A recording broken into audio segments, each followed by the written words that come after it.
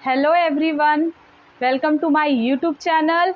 And आज का हमारा टॉपिक है कन्वर्जेंट सीक्वेंस। तो आज के लेक्चर में हम डेफिनेशन देखेंगे कि what is a convergent sequence. So start करते हैं आज का वीडियो।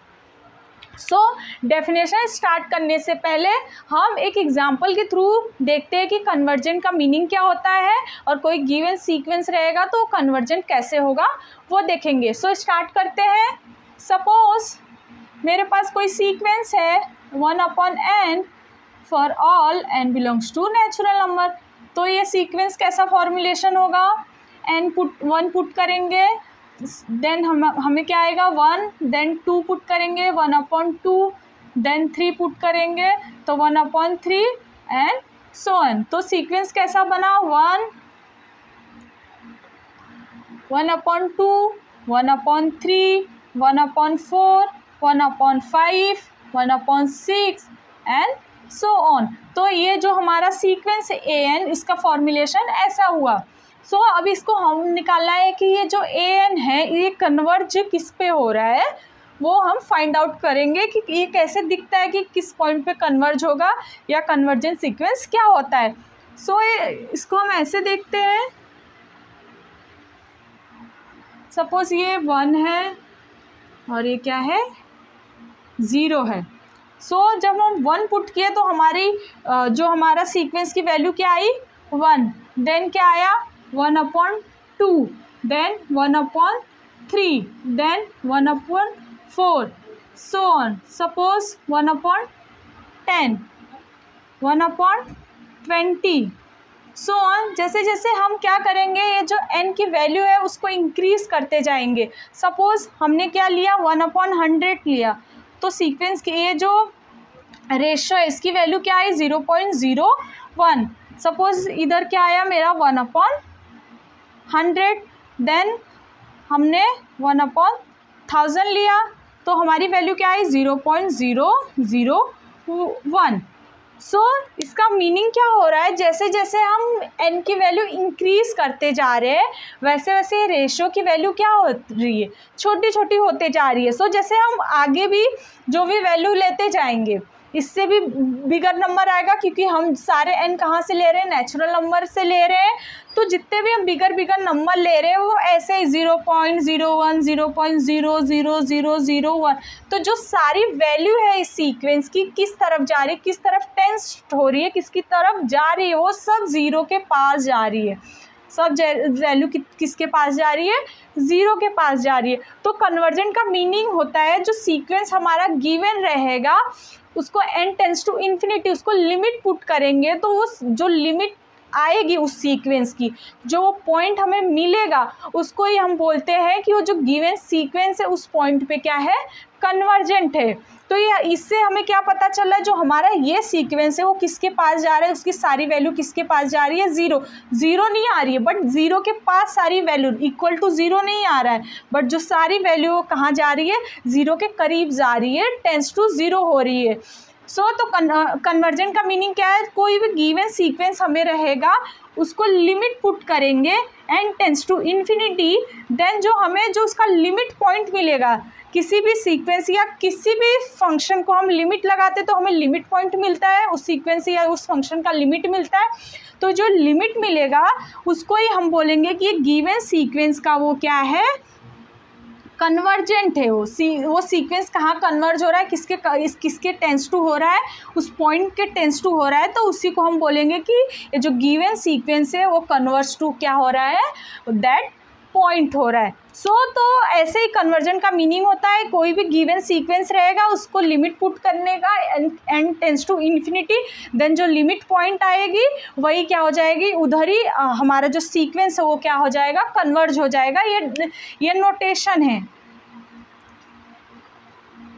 ये क्या है नोटेशन है कि कन्वर्जेंट का नोटेशन है कि जो कोई सीक्वेंस रहेगा वो कन्वर्ज होगा किसी पॉइंट पे, तो ऐसा इसका नोटेशन। आई होप आपको ये थोड़ा बहुत समझा होगा। अभी हम डेफिनेशन करेंगे तो आपको पूरा अच्छे से क्लियर हो जाएगा। स्टार्ट करते हैं डेफिनेशन। डेफिनेशन स्टार्ट करते हैं। let xn be a sequence of a real number, a real number x is said to be a limit of a sequence xn if limit n tends to infinity xn is equal to x। So definition क्या बोलता है?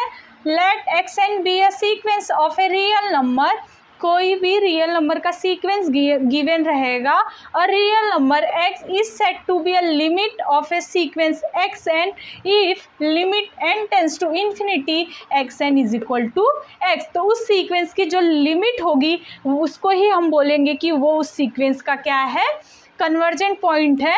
सो इसको हम ऐसे भी denote करेंगे कि xn क्या है, कन्वर्जेस टू x है।